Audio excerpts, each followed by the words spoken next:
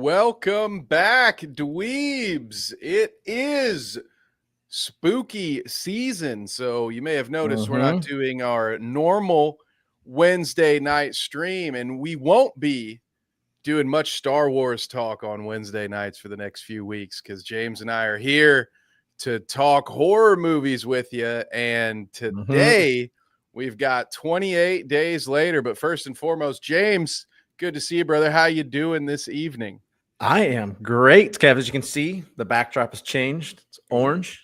Spooky season's here. I've got some coffee. It's 9 o'clock coffee at night in my little Gryffindor mug, which is going to become important here as we just realized pre-show on some specific actors and some connections. But yes, we are doing horror movies for the next few weeks, specifically this series, because, spoiler alert, it's not a spoiler, I've not seen them.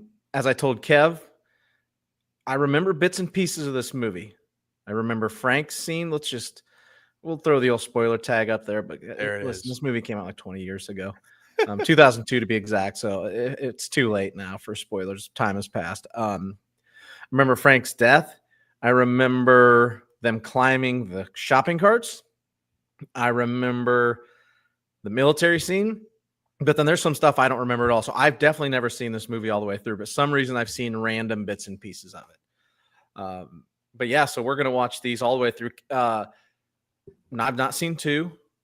And Kev, have you seen the newest one? I can't remember. I have not seen the newest one. So that one both blind on 3. Yeah, that one will be new territory. I guess it's 28 years later. I said 3, but yeah, so it's 28 days, 28 weeks, and 28 years, which weirdly enough, a little intro talk, give everybody some final spoiler opportunities to get out. But I thought it was interesting, James, that the first and the third one are on Netflix, but the second one is not. So it's on AMC Plus or some weird shit's going on there too, because I don't know what subscription to Netflix you have. So I have like the basic ad-free one. If you have the basic ad-free one, you have to upgrade to watch the third one. You can't watch the third one with the basic. Because I searched 28 to find this movie, and it's there, and it's the first one that pops up, and I accidentally tried to click on it, and it says you have to upgrade your subscription. So I don't think you can have an ad tier to watch it, which is I've never seen that. That's a really weird thing. That doesn't even make sense to me. So that's some weird licensing, or I guess because it's so new, like they want it played all the way through nonstop. I guess, right? That is interesting, and I didn't click on it enough to try to watch it, so I may be learning that lesson here. Very weird when I go to watch it, but that, I believe, James, it reminds me of a little term that has recently been coined, and it's called enshittification. And it's when you create a product, you get people to buy into that product, and then you make it shitty, and you hide the good features behind an additional paywall. So that really sounds like a con job, if I'm being enshittification. Yeah, absolutely. Enshittification. Speaking of enshittification, Kev, I've got an email today, okay? Because all streaming services are going up, right? Because none of them make money because they're all fucking broken, except Netflix, probably because they were the OGs. Yeah, they spent all that money making shit. Disney Plus on November 12th has informed me that my yearly subscription will go up $30 a year. Joke's on you fuckers, because I canceled it this year because you snuck it in on me last year and I forgot. And guess what? It's canceled now, and fuck you, Disney. There's no new Star Wars right now. I don't need it. I'm going to cancel it completely. It's going up $30. What does Disney think they're providing that warrants the price to go up? No idea. That's crazy to me. No clue. $30. If you're so inclined, those of you out there, you may get the best bang for your buck because they've just done that whole ESPN thing. You can now get Hulu, Disney, and ESPN together for $30 a month if you pay them the $360 up front. So It's there's that. If you look to do that. I don't know, Kev. What are your thoughts on all this? So my Netflix account is ads because it's the cheapest one, right? Yeah. $7 a month. Like, I'm still okay with that. Like, not a fan of ads, but most streaming services, they aren't too crazy. Netflix is, I think during this movie there were 5 or 6 total breaks, so it's not terrible. Prime doesn't have them because I have Prime. They might have an ad tier, I can't remember. HBO, I have the ad. HBO plays like a minute and a half long at the beginning, and that's it. HBO is probably the best one on this front for the ads. Yeah, Peacock's not bad either. Don't have Peacock. I don't have Hulu, but my girlfriend has Hulu, and it's fucking bad. Oh, Hulu's bad. It's a It's lot like of ads. it's like a normal like 3 ads. Yeah, they every X minutes, bang, it's an ad. It doesn't matter where you're at in the movie. It's awful. Hulu's terrible. Brutal. My general stance on that, because I don't pay for a lot of streaming services at once, is if I'm paying you money, I'm probably paying enough to not have ads. Usually that's my thoughts. Usually that is my thoughts. Because to me, that's the trade-off. Like, if your service is free, then I will accept all the ads that you want to shove down my throat. But if I'm paying you money, I don't want to see any ads, man. That's what are we talking about? Well, then what am I paying you for? Yes, exactly. Did you see recently the cars that have ads? Have you seen this? Good God, man. No, but I heard that the Roku TVs have added ads into their screensavers. I don't leave mine on, but it's 2 things. Don't let me forget the YouTube, the volume thing here in a second. This was in like the last 6 months. Some car company was testing out playing ads while you're driving. What up, Kang? What up, Kang? They were testing out playing ads while you were driving. Ooh, they lost. Thank you. Oh, interesting. Neither of us have seen it. So that's yeah. So we'll be watching all 3 of them. So the next 2 Wednesdays will also be legs of this trilogy. He likes the other 2. So, okay. It makes me wonder if I'm going to like 28 Neither years of us later. have seen it.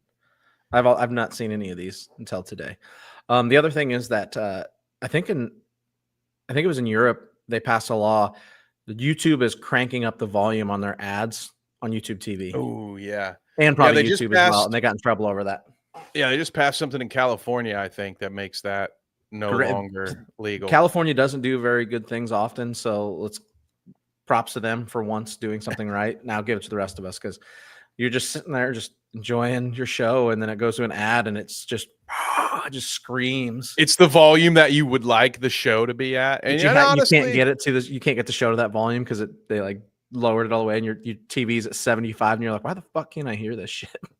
And when it comes to this movie, just a spoiler alert, I'm going to do plenty of glazing. So let me get one of my complaints out of the way early. Gas station ads are bad too. The freaking audio mixing on this was the kind of movie that certain scenes you had to jack it up to 70, and then the next scene you got to turn it all the way back down. Correct. Yeah, bad there. And I didn't know. Okay, so the way it's filmed, it's 23 years ago. I guess the audio mixing, you can't really say that's a problem of the times, because that's not correct. The audio mixing, the way it's shot and the quality of it is definitely a byproduct of the times, which also kind of liked too. I kind of thought that lent itself to the movie as well. Yeah, I agree. It's good that you mentioned that. I wanted to ask you about it, because my opinion was that they sort of leaned into it and made it almost like it's as if the camera itself sort of fit into the world. It was more it's not gritty found footage, anyway. but kind of is. Like, that was the era of found footage, the Blair Witch Project, all those movies. It's not really, but they do use a lot of shots of like, it's kind of like he's walking down the street and it's tilted, and you're like, oh, that's probably would be a security camera, right? Like, they do that a lot.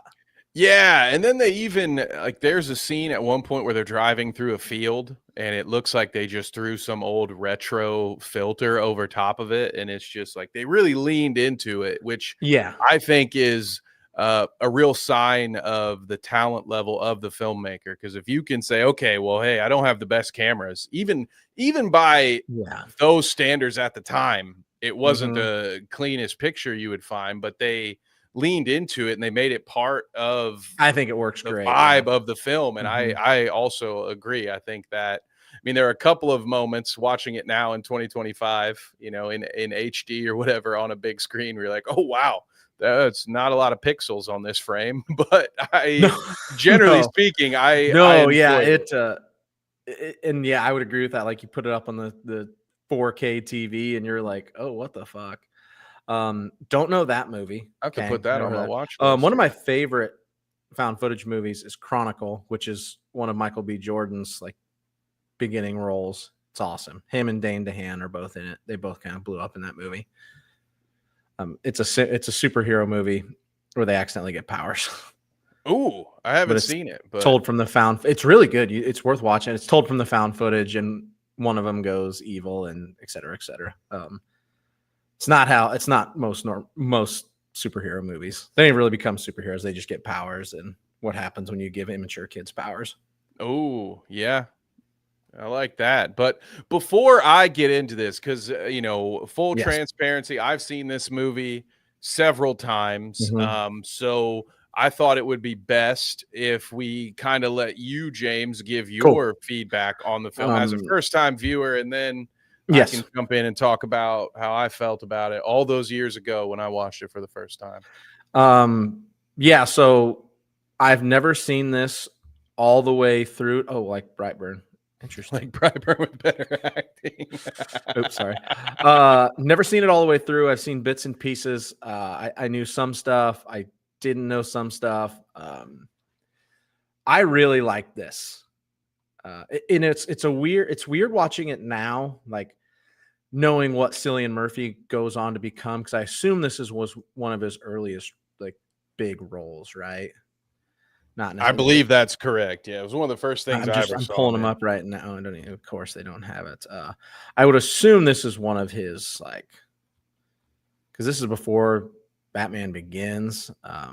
Yeah, before Sunshine. Y'all ever, if you haven't watched Sunshine, damn it. Yeah. Watch it. We'll talk about it someday. Or I'll definitely talk about it. I think this is one of his like early breakout roles. Seeing him is just different. Like, he's so much younger and he's super skinny and he's awesome. Hangs dong. Awesome. Yeah. So speaking of things I forgot about, I was like, I forgot that Cillian Murphy hangs dong in this. Is it Killian? I said Cillian. Killian. Either one might be right. We've covered them both at least. Dicks out, like, we don't care.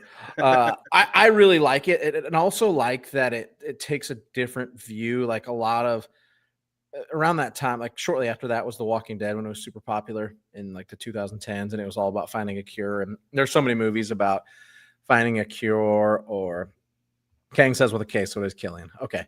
I like that it really is just a piece on these specific characters and then their reaction to what's happening and trying to survive, and what it would be like if this happened, you know, especially if you were out for 30 days and woke up and you're like, what the fuck? Like, there's nice little touches too. Like, when he's walking around, he's grabbing like Pepsi cans, like throwing them in a bag, and he's like collecting money and throwing it in. It's like, you know, it's worthless, you know the deal, but he doesn't have any fucking idea. Oh no. That's sorry to hear that. Yeah. Head bug. That sucks. That is unfortunate. Thoughts out there. That sucks. Also, Gizmo. Oh, damn. I think it's I'm going back down here. It's excellently casted. I love that there's so many different versions of zombies we get, right? And most of them, there's the horde version, right, where there's just so many of them you don't stand a chance. The Walking Dead did a lot of that. There's some where they're just so dumb it doesn't matter. Like, The Walking Dead also did that. Yeah. The Walking Dead also did. Yes. These are terror. Like, they're genuinely fucking scary. Like, they're fast, they're quick, they're deadly. And oh, by the way, they're fucking spewing blood everywhere. And if it gets in you, eyes, mouth, you're toast, right? Yeah, it doesn't even have to be a bite. Yeah, that's Doesn't what have to be a bite. I very like the way they are portrayed in this, and the way like the sounds and the way they blink a lot of, like the scenes, like they jump around on them. And I think they used a good effect in the end of the movie when they're in the compound. Like I think they're done really well. So I really, really like it. I'm a big fan of this. Well done, Danny Boyle. Obviously, I know who he is now, but shout out. Yeah, it was incredible. And for me, the biggest takeaway, when you watch this the first time, I mean, there are definitely some hints along the way, especially upon multiple viewings, but it seemed like it hit me like a twist, when I watched this the first time, and I loved it. My biggest takeaway from the movie was how in the final act it was really the humans that were left that were the real monsters. And I think you mentioned Walking Dead, and they definitely hit on that theme throughout the comic, and I throughout different parts of the TV show. Admittedly, I kind of checked out on the TV show after the governor. Yeah, I didn't even get to Negan. Like I was before that. Yeah, same. I did not make it that Yeah. far. But that was what I really enjoyed about the movie. And then, of course, you get Jim going full Rambo at the end. But it's incredible. I really thought that the movie also did a good job of making you care about characters, even when you don't spend a whole lot of time with them. Like there's obviously you get Selena early on, but they're with somebody else. They're with Mark, and he works as like one of the mentor characters early on. But what I thought was so effective about that was that they had him die almost right away, and they kind of foreshadow what's going to happen to Frank, because Mark doesn't even necessarily get bit. It's just that he gets cut, and all it takes is there was so much blood that it's over. It's over. And for them to have to put him down like that, it just too often there are projects, there are movies, TV shows, whatever, where the stakes don't feel very They're not high. real. Like the plot armor is very real and keeps them alive, right? Yeah, and they were just like, nope, people are gonna die in this thing. And then you have they do. You have Frank, who's a damn international treasure, dude, and the way he goes out, when we end up breaking that whole scene down, it is a damn tragedy, because you're just like, man, I love this character. He has this uncharacteristic freak out, and goes out yelling at a bird of all things. Like, you're like, dude, come on, really? Like, this is what you're gonna do to this character? But it makes it so impactful, and I feel like that's what really resonated with me. Was by the end of it, like, you're really invested into these. You don't get not a lot of characters, so you spend all your time with them, and you genuinely care about how things are going to turn out. And yeah, this one, I mean, and that was why I wanted you to talk about it first, James, because this is, I don't really have the numerical rankings in my head memorized, but this is like a top 10, top 15 favorite horror movie for me. This is one I love. I don't revisit it as often, but it's one that I remembered thinking very highly of, and upon revisiting it, it was just as good as I remember. All the way down to the 2000 soundtrack when Granddaddy popped on. I was like, oh shit, dude, I haven't heard this song in 18 years. Speaking of Frank, before we break down the scene, I knew he looked familiar, right? So did some digging. His actor, it's Brendan Gleeson. So, and I seen some other pictures like, oh yeah, okay, like this makes sense. Like he's got a very familiar face. But however, I'm like, wait a second, that last name is familiar. There's a Domhnall Gleeson, and sure as shit, Domhnall is his brother. For people who Domhnall is General Hux in the newest trilogy of Star Wars movies. He is also in the Harry Potter movies. He's one of the Weasley brothers. He is Bill Weasley. He's the older one, which is hilarious because our boy Frank, Brendan Gleeson, is also in the Harry Potter movies. He's not a brother. He's Mad-Eye Moody. That's where I recognized him from. And it was just like a weird, like, wait, him, oh shit. Like, okay, like putting dots together and be like, oh, these fuckers, they're brothers and they're in movies together. Like, I was like, oh shit, like this, okay, I'm here for this. But Brendan's awesome. Frank's an awesome character. Like, awesome. Yeah, he's one of my favorite characters. Maybe my favorite out of that whole cast.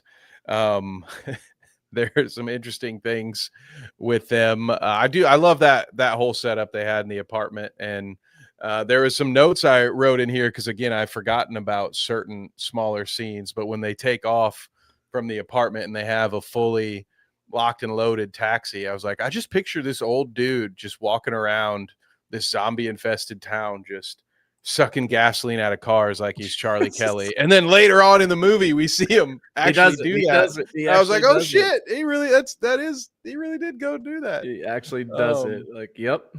Yeah, Keg, I also did not know that. I had no idea that those two. Yeah, it kind of blew Kev's mind pre-show, and I told him because it seems like Brendan Gleeson's been doing it for a minute. So that seems like it's a similar age gap. Now, I am 15 years older than my brother, so it's not completely unheard of, but I didn't expect them to be brothers. I had no freaking idea. Yeah, you kind of catches you off guard. So there's Brendan, and there's brother. He was in Troy too. That was the other thing. I was like, dude, where else have I seen Brendan Gleeson that I really? Oh, really? I'm pretty sure he was in Troy. Well, we better take a look here. I think maybe he was Agamemnon. He was Brian Cox's brother. I'm pretty sure he was Helen's actual husband. Dude's a beast of an actor. Menelaus. Is that how you say Menelaus. That's right. And Brian Cox was Agamemnon. Yeah, that's right. Yep. Sorry. Yes. Oh, forgive me. He is. Yeah. Homer is rolling in his grave. I got that wrong, dude. My bad. I can't wait for Chris Nolan's Odyssey, by the way. Fuck yeah. Here for that. I am here for the Punisher / Shane / the Odyssey version. I can't. Yeah, dude. I am excited. I just sound like the Punisher. Yeah. Odysseus. Yep. Yeah. What do you mean you don't know? So what did you think about the opening, like the setup for the movie, like how the rage disease? So, okay. Yeah. So I got some questions, and I think I know this, but so this was a self-inflicted oops, right?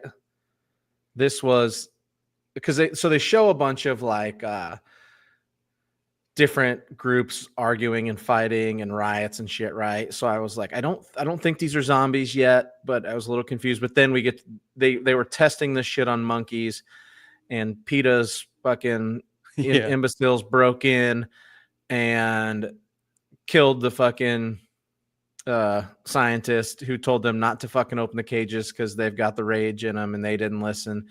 And they opened it up, and she's like, "Come here, little monkey, be my friend, give me a hug." And the monkey rips her fucking necks out, turns her into a zombie, and then the end of the world is here, right?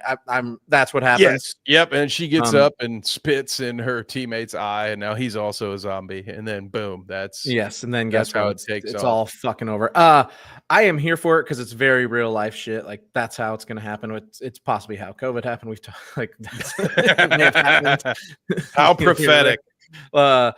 It's most likely the human race ends itself. So it's real that I'm here for it. Like it is just funny because it's just kind of it's the typical, we're doing this for the greater good, and then you fucking end the world because they're like, we're fucking being really bad. Like this is really fucked up what we're doing here. Do not fucking let that up. We're done. Yeah. The best of intentions leads to the end of the world. Yeah. Take your pictures. Just don't let that fucking thing out. Any of them. Okay, now they're all out. See you later. That's it, folks. As far as zombie origins go, I think it's pretty good. Yeah, I'm here for it. I wasn't sure if I was watching 28 Days Later or the beginning of Planet of the Apes, but we got there. Yeah, you had to double check real quick. Yes, Yeah. yes. I was waiting for Caesar to show up. I like it. I do like it. I think it's a pretty real like possibility movie. Like you watch and you're like, this fucking absolutely is how this could go down and probably would go down. Like, yeah, all if of it were it. gonna So, happen, it'd be something like this, right? Like yep. And it's then a more realistic it's like just what was the Night of the Living Dead was an asteroid crashed down and it had like the zombie virus like, and it's hinted at. It's not directly called out, yeah. but like the movie starts with a radio broadcast like, oh, a meteorite's coming out from space and now everybody's a zombie. Like this is it fits the rest of the aesthetic, right? It's very trying to gritty, be very everything's like gritty, real. handy-cam, realistic. Yeah. Absolutely. The way they depict London, how the people act, everybody's out for themselves, like how the military people, as fucked up it is, you're like, yeah, that's probably how they'd fucking act. Like, absolutely. Oh, dude, that was so cold. The way that they set things up and you have that broadcast and Selena a lot of different times just calls out what is going to happen in the movie. Like right after Mark dies, she's like, what's your plan, Jim? You want to find the cure, or are we just going to fall in love and fuck or something like that? That's the exact quote. It's so good. and so, you know, she is one that points out like, hey, it's a recording. This could be bad. And when you have that moment, sorry to be jumping to the end like this. No, but you're good. This is really when it gets, to me is when the movie, you know, I leaned forward in my seat that first time I watched it. I was like, oh shit, like what? You have what you think is just the one rogue asshole, right? Being like, oh yeah, I'll protect your love. You know, fuck when he gives him the whiskey, creepy.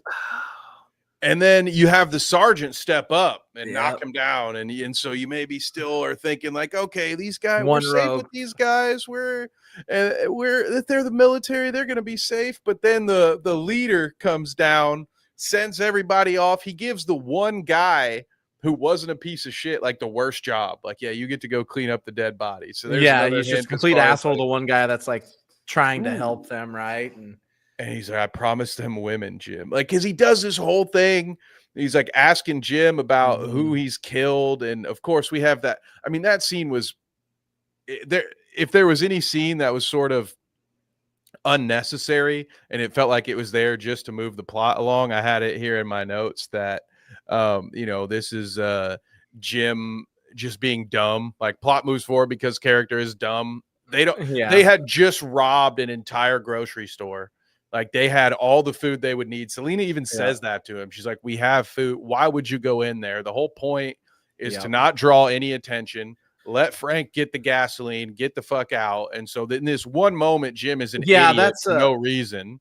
And he has to end up killing a child. And it's kind of the one thing. It's the one scene where it's like, this kind of sticks out and like doesn't really fit the character or what has transpired so far in the world. Like, the last thing you're ever going to do is walk into a diner by yourself. He's like, well, we don't have any cheeseburgers. Well, you think you're going to find cheeseburgers in there, bud? He walks in there, he says hello, like he didn't learn when he was in the like church. You're walking into a closed indoor house. Let's say hello and fucking come on, guys. Jim has to also be nose blind because he walks into a church with 100 dead bodies in it, doesn't notice, doesn't smell anything. Like, it's a big reveal to him when he looks down upon the pews and sees all these dead bodies. He also walks in to his childhood home and finds his dead parents who have definitely been dead for like a month, and he doesn't smell that either. But later in the movie, he will smell a dead body. So that's just me nitpicking. But so maybe he's coming out of whatever happened to him in the hospital, like his nose, like his nose was in a stretch, coma. but it's like, okay, I agree. The church scene, you're like, there is 1,000 dead bodies. There's 100 how dead did you not? Come on, dude. You would have smelled that from outside. But anyway, so the leader of the army sets it up. Like, it doesn't make any sense why Jim put himself in the position to kill the kid. But when the guy sets him up so well for this whole like logic, the logic of his argument of why he did this horrible thing. And he's like, you had to have killed someone to be alive this long, you know, just banking on, again, anybody who has survived that month probably did have to do something they wouldn't have done before all of this happened. And he uses that to try to convince Jim it's survival. You know, you have to do what you have to do. So I made that awful radio tape and told the men that women would be here soon. And it's just like that. It's that slow reveal of, oh shit, dude. Yeah. And when you go back to when Frank essentially offs himself by just maybe that's the other moment. There's probably two moments where I'm like, this doesn't make a lot of sense. It's like the script needed it to happen, so it happens. So Frank, who has been pretty level-headed, he's the father figure of this whole thing. He has this momentary freak out where a crow calling at him, you know, he's this mad whole thing because the military's not there. He freaks out. He walks underneath a body, yells at a crow, kicks the wall, drips blood right in his. It's like the dumbest thing you could ever do. And his whole spiel this whole time has been protecting his young daughter. So it didn't, I don't know. It's such an incredible moment when it happens to you the first time. You don't really unpack it. You're like, wow, I didn't see that coming. But upon multiple viewings, you're like, Dad, this is kind of forced, right? Like, what's he doing this for? It's a little like maybe. But the other part about that scene, what you'll notice is the military was there and they kind of just hung out, almost as if, you know, in hindsight, now that we know all they really wanted was for women to show up, they wanted to bring the women back with them. Maybe they were content to just let things play out and see, you know, well, it wouldn't hurt if one of these dudes ended up getting bit or dead. You know, we don't really want them. I didn't really notice. Kind of convenient. Yeah. It makes sense that they're there the whole time. I didn't put that together, but that absolutely makes sense. So in hindsight, that was always the mission. And there are little things, again, that you wouldn't pick up on a first viewing, but when you know what's coming, you know, so when I sat down and watched this, I was paying a lot of attention to the different facial expressions and the overall body language of the soldiers.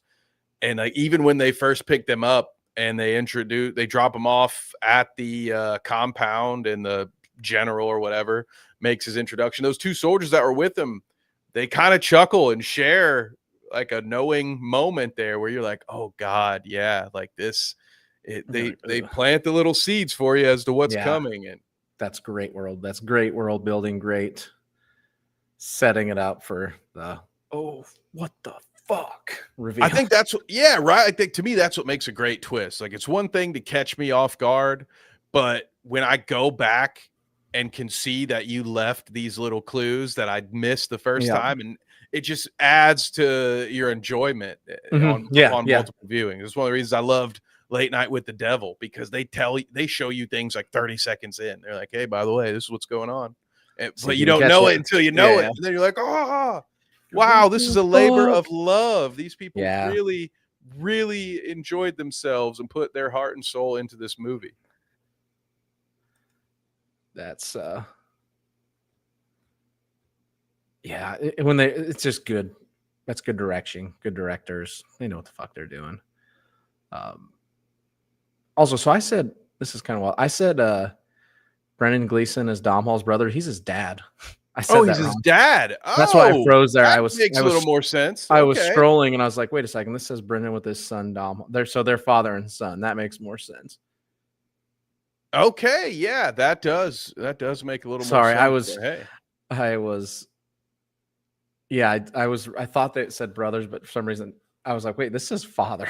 So I only correct myself. But Kang's still in here. They're father and son. But yeah, like, and I just,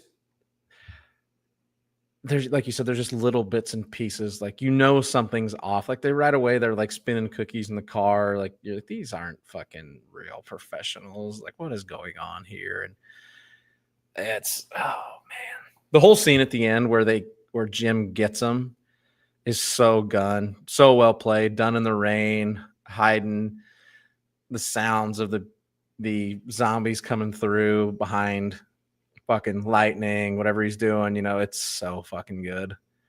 Yeah, man, he really transforms into like I like to like make the Jim Rambo joke, but he really does some great work in all of that, and I love how he ends up setting the chained up the the zombie Yeah. infantryman. He gets that guy free, but it's and I will probably struggle in trying to explain this, but what I loved about it is it's like both sides of the spectrum when like there are zombies, right? But when you get to the compound, it's sort of when they turn the whole thing on its head, and you're like, well, actually, like the humans that are left are even more evil, like more heinous than Yeah. these Hmm. flesh-eating zombies, and then Jim has to essentially turn into one of those rage monsters in order to win. So yeah, correct. Yeah. So much so to the point that Selena's ready To kill to him. She hack him thinks with that yeah. machete.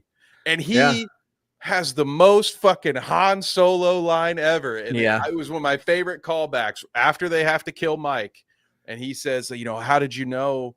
And she's like, I didn't know, but he did. I could see it in his eyes. And just so you know where you stand with me, if Yep. it happens to you, I won't wait a heartbeat to kill you. And then she has that moment. You know, Jim's had Yeah. literally just headbutted this dude to death. Like it definitely looks like he maybe had lost his rock. He was off his rocker. And she waits just a second. He says that was longer than a heartbeat or something. Just some like, Yeah. you know, I love you, I know shit, you know, just the Yeah. Some most fucking Han Solo. I know. That scene's awesome. Then he gets fucking clocked in the head with a bottle. What? I was kissing her. She's I, like, I thought you were eating it. I'm glad you You mentioned ruined that it. because I have that on here to ask you about that because we all know how much I like to complain about misplaced comedy moments. How did you Yeah. feel about that one? Did you think it was misplaced? I Did you- I kind of think it's funny. I don't think it's fully misplaced, and it's uh I was okay with it. It's again, it's a very tense. It's like the whole movie is, but that specific scene, that like 10-minute scene, 15-minute scene, is very tense. So I'm kind of okay with it because it's not really, it's not even really played for comedy. You know, like some like will switch the tone. Like she hits him in the head, and he's just like, "Fuck." He's like, "What was that for?" And she's I like, thought, "I thought you were eating him." He's like, "No, I was kissing." And it's well, but like the tone never really changes, right? Like you're still like they're still like, we get the fuck out of here. yeah, well, and you know, the reason I also wanted to call it out is because I think this is an example of the timing being right. When I am against it is when you are in the process of building the tension. At this Mhm. moment, they had just went through a bunch of stuff, and this was a little bit of an act break of sorts, right? Like this Yeah. was they were already like I forgive me for putting this in video game terms, but they were in a save room at this moment, right? Yeah. Like Yeah. they Yeah. and so I was okay with it too because it's sort of like okay, we're giving you a minute to catch your breath. It wasn't Hmm. in the moment where it's like, okay, we're building tension towards a big release here, and then you're letting some of the air out of the bag by telling a joke while you're doing that. This is we just had the big moment, Yep. and the air is already being let out, and this is just us putting a little extra pressure on it, Yeah. and you know, getting you to laugh a little bit, and then we're about to go back into it. So for me, this was an example of well placed comedy in a non comedy film. So Yeah. it caught me off guard. I had totally forgotten that had happened. So I was like, Yeah. wait, what? Because they also Uh, like, if you look at it from the other two characters, the two girls, so Selena, they both think he's dead. So Selena is just now learning it, and then the girl is coming in from right off the scene of hiding behind the mirror in the bathroom, coming down off her fucking drug high. yeah, she's also She's fucking been fucking drugged at a bar, aka Selena drugged her. yeah, man. That was the thing. Is some of this stuff, you know, it gets kind of dark there towards the end. That's what I was There's wondering. some dark stuff going on in that. Yeah, absolutely. Like it is not for the faint of heart. Um, but again, like back to that specifically, well placed comedy is my opinion. I would agree with that. Yeah. Yeah, and as far as critiques go, we do see a lot of Jim's ass. So I thought that was funny when Lot of they made that call Cillian back. Murphy's body is out there, folks. I was like, good for you, movie. Most of the time they're they're aiming towards the male gaze, but they're like, no, you know what? You're gonna see plenty of ass, and it's gonna Yeah, be Cillian Murphy's ass. it's all gonna be Cillian Murphy. And also you're gonna Dick, see his ass, song all within of the it. first 2 minutes too. So good for you, movie, to have the balls to do that. Yeah, But they didn't give a fuck. oh, one of my other critiques, which doesn't happen uh, throughout this movie, there aren't too many tropes, I don't think, where I'm like, oh, this one, you could have left this one at home. But when they decide to go through the tunnel, which already is a horrible Yeah. idea, and Jim points out how He horrible points an idea it he is. just points out like we should go around, And right? he's Like, a dude who's he's only been here for 3 days. The rest of yeah. them have all, like, they should all know better. It's weird that Jim's the voice of reason, and he's absolutely right. Somehow they ramp multiple cars. That taxi turns into the damn Batmobile. Yeah, that was like, okay, like, all right, Which here I they're was just like, gonna ram over these cars. Like, okay, so this is just the perfect ramp. Like, got it. this is not realistic, but okay, quick moment of And they're levity. But laughing the then, whole time, and then they blow the yeah, tire. and they blow the tire, and then they have when the first time I watched it, when I saw those rats running, I thought they were gonna kill the daughter. And I was Yeah, like, I oh, thought they were just gonna eat her like zombie I rats. was like, oh, those got to be zombie rats. That's brutal, man. Like, Nope, and they're so just of fucking course, scared. no, they're just scared rats. And then the fact that three people just lift up the car and the teenager changes the tire in about 3 minutes, and they do the whole, like, Yeah, there wasn't a literal timer, but it's like you know. those zombies really were right on top of them by the time they get out. And then so that was one where I was like, okay, Yeah, like you not wouldn't no have, movie is without sin. Okay, they no, had a but you're few. like, you wouldn't do that. Like, you're not going in there. You're not going through the dark, spooky tunnel. My Yeah, other one, like the way they just zigzag that car in and out of everything, like they're down there doing that, and then when they get to the military compound, they don't like pull up and walk in. He like zigzags it in. It's, there is a payoff for that though. Like because the daughter does it too. I remember Frank gets mad at her when she speeds at them to break. and it's like, I never expected that to be Chekhov's taxi, but that totally comes in clutch Yeah, at the end when she has to get rid of the final asshole, and she like yeah. spins She it and spins parks it. it right in front of the zombie. Great, great thing there too, where the fucking she backs it up, spins it in, and the zombie just goes, just takes him right out of the car. Gotcha, Like, bitch. great, that's a great viewing experience. Like, fuck you, buddy. Fuck It's you, Christopher Eccleston. it's so Fuck cool that it you. makes you forget that she was just stoned on multiple painkillers like 3 Oh minutes yeah, ago. she came off that high so fast. That girl, she went into the bathroom and was like, "Oh fuck, like I got to stop being high." She's like, And we're good. I got this shit. Found the picture, and she's like, "Oh shit." Also, like like, there's other weird little things, right? But like, so they kill the one guy he smashed his head in, right? They have that whole scene, and then they immediately just run out of the house.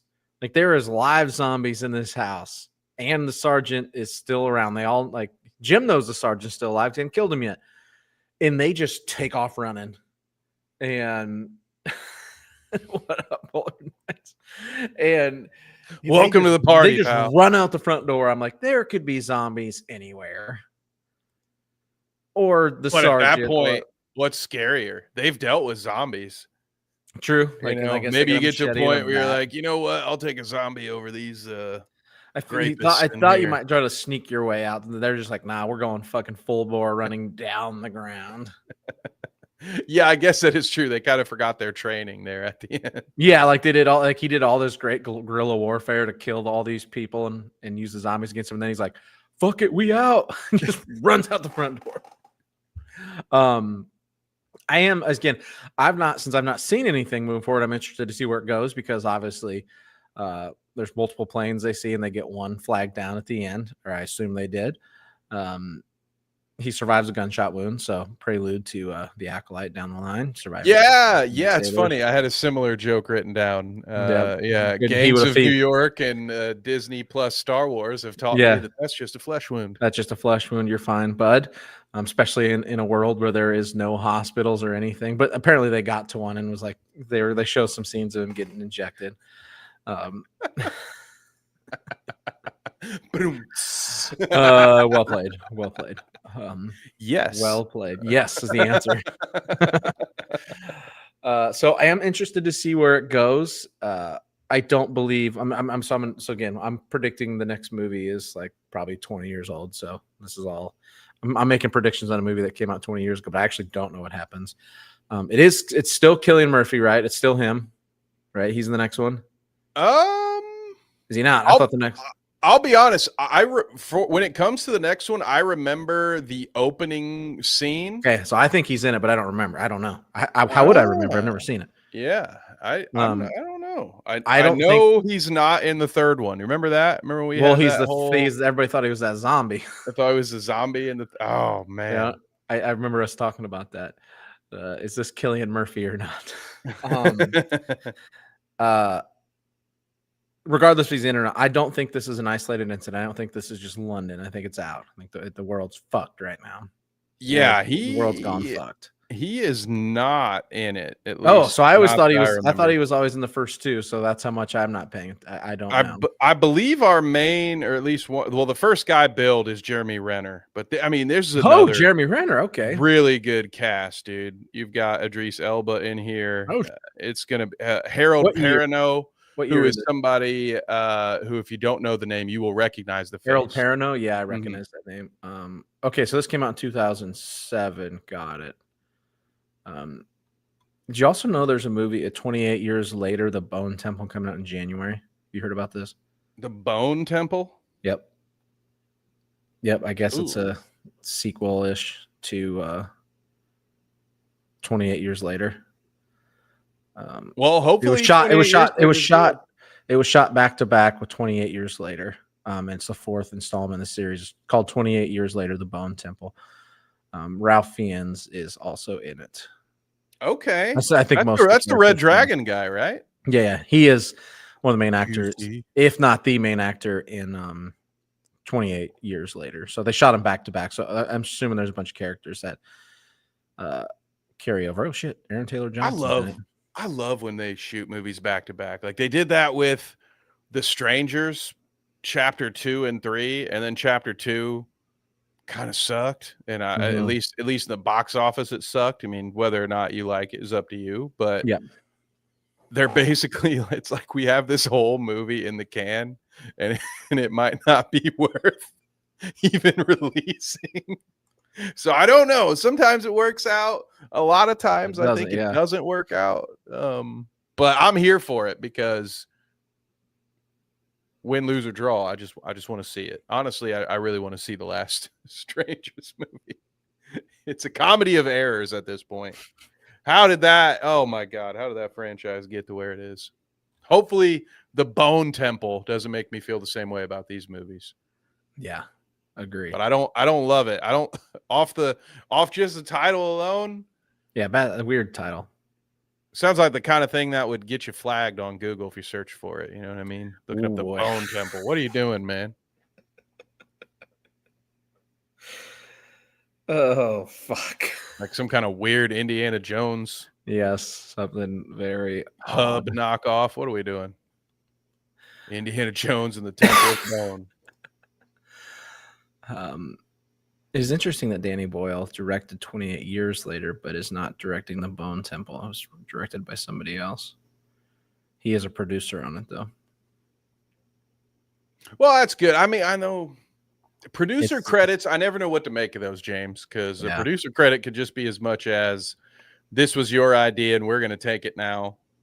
And there are tons of producers that are in name only, like as part of an actor's contract. They're like, well, we can't give you more money. We can make you an executive producer. Yeah. It's the athletic department thing. Well, we can't pay anymore. So we'll make you an assistant AD or an associate AD. We'll give you a bigger name. We'll give you a bigger title. Yeah, can't pay me nothing, but yep, correct. But you get a shiny new badge. Don't you just love that? Yeah, but you guess Sport. what you are? You're an assistant director, Now associate athletic director. Fuck off. go back out to the pool now, champ. Right? Yeah. Anything else? Anything else you had written down you wanted to talk about? Let me peruse the old The notes. I One more love the time. scene in the countryside where they're just kind of free from everything and they start to realize that the cities are the real problem and they're just chilling out there. But then Jim keeps having nightmares of like, oh fuck, they're leaving me. And there's just a bunch of sheep running around. Yeah, that one was like they have the sheep running around. Yeah. And he calls Frank dad. Mm-hmm. Thanks, Dad. When they're giving Frank shit, like, oh, just let her have, like, come on, like they can't sleep and they're taking Valium or whatever it is, and he's like, no, absolutely not. Which, Oh, yeah, come and on. he was Yeah. right. And Yeah. they were all of them were wrong. That was crazy. I mean, Jim says something himself where he's like, well, if they do show up, at least we won't care or something. But it's just like, yeah, you guys shouldn't be taking Valium. Yeah. If you're sleeping out amongst the walking dead. Yeah, probably not a good idea. You're not Not safe. the end of the world. If you know, if you're sleeping outside. And no wonder you're having shit that nightmares. wants Your to eat body's you, like, what the fuck were you thinking? yeah, probably just gonna be a lean night on sleep. And Yeah. you know, the good news is none of the hotels are at capacity. So eventually you'll find a nice, safe place to sleep. Maybe don't pop painkillers before taking a nap out in the field. But yeah, maybe. Just all he missed was breakfast, so it wasn't so bad. Yeah. No, but generally speaking, I think that covers a lot of my notes. I thoroughly enjoyed this movie. It was as good as I remembered. What about you, James? Are you excited going into the next two legs of this trilogy? I am. I now have to redefine because I thought 28 weeks later was the same people. So now I'm gonna change my mindset here. I'm just kind of looking at the budgets of these and how much they made, which is kind of it's interesting. 28 Days Later was an $8 million budget and made 83 million at the box office. So it was just an absolute smash. 28 weeks later was a $15 million budget, made 72 million. So not cost a little more and didn't make as much. But then 28 years later, obviously 28 years later came out 18 like 18 years after 28 weeks. It was a $60 million budget, much bigger budget, but made 151 million. So like people fucking care about this series. Oh, okay. Yeah. So it still came back. I mean, that's closer to the profit that the first one saw than it is the second one. Yes, so correct. Yep. Mm-hmm. That's good. That bodes well. Yeah. Though, to be fair, outside of Kang letting us know that her boyfriend didn't like it, I have not heard many bad things reviews on it. I haven't heard anything good. Oh, really? I've heard a lot of good. Like I've seen quite a bit of good. Okay. Well, that gives me some hope. You know, I'm going into it thinking it's probably unnecessary, just so we're all clear. I expect, I knew this episode, I knew for me that this would be a glaze fest tonight. The next week's episode, like I said, the opening sequence of 28 Weeks Later really stuck with me, but that's all that really stuck with me. I don't remember a lot. So I'm kind of on the fence as to where is that going to be all good, all bad? What up, Sleek? And then 28 years later, when we see these sequels that come 2 decades after the fact, it just screams cash grab and lack of good ideas. Absolutely. So I get nervous, which we've seen quite a bit of in Hollywood, a ton.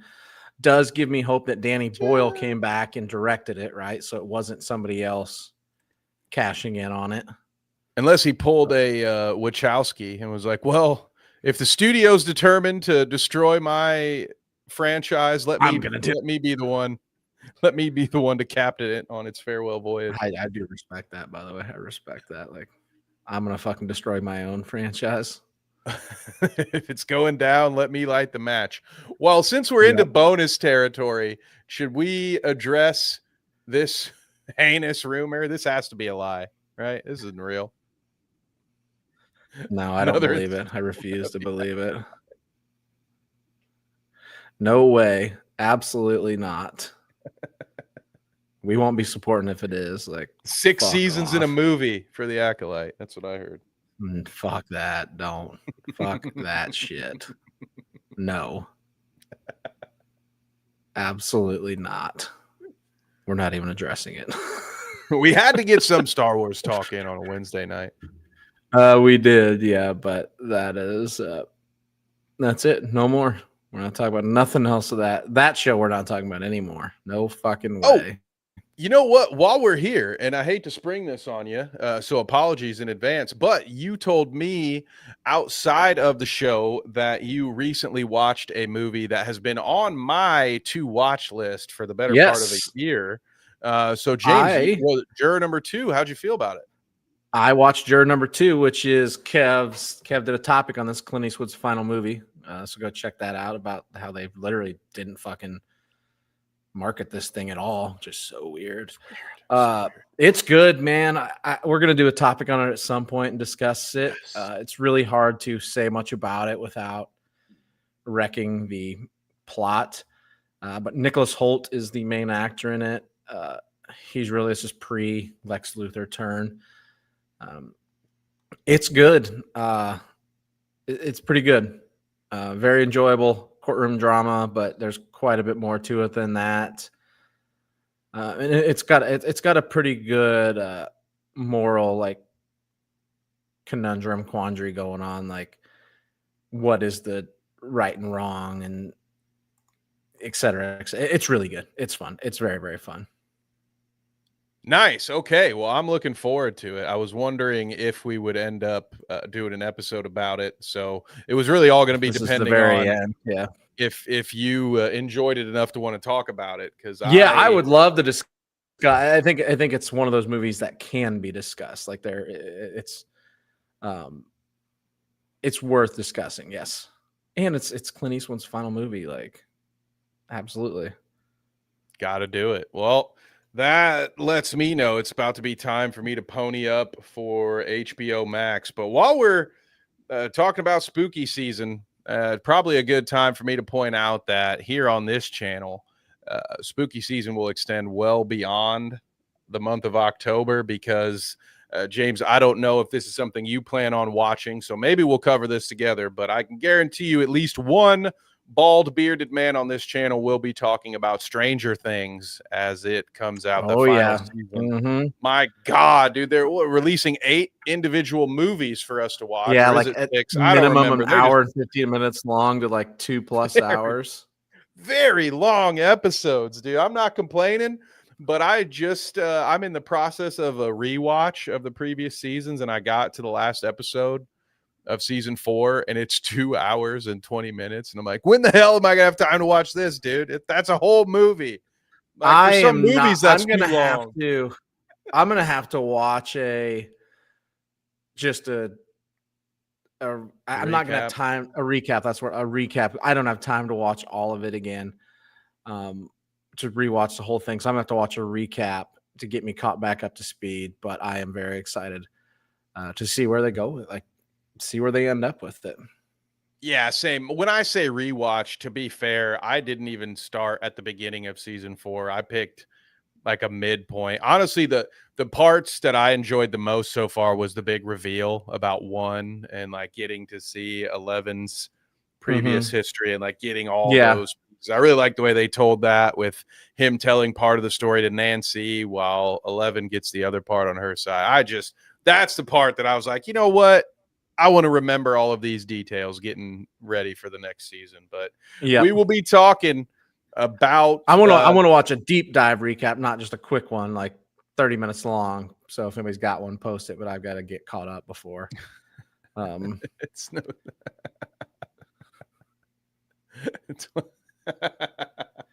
Come on, we need that. We need 12 angry women in the upcoming feature film. But yeah, so we will be talking about a few more horror things. Got some other stuff in the works on the back end. Also, Danny will be joining us here on the channel to talk Gen V. James, I don't know if we've talked about this yet. So We've briefed on it, not a ton, but we've briefed on it a little bit. Maybe you'll find 3 angry bald men talking about it's possible very soon. I have to. I haven't watched any of that. I've watched a little bit of Peacemaker. I have not watched any of Gen V yet. Me either. I need to get caught up, but I hear it's pretty good. So I'm excited to talk about it once that's over. And yeah, now that I'm going to be getting HBO Max here to watch Juror Number 2, to watch Sinners, I believe is on there. And I'll definitely fit Peacemaker in as well. So at some point, James, we need to I'm a couple episodes into Peacemaker, and it's pretty fun. It's pretty fun.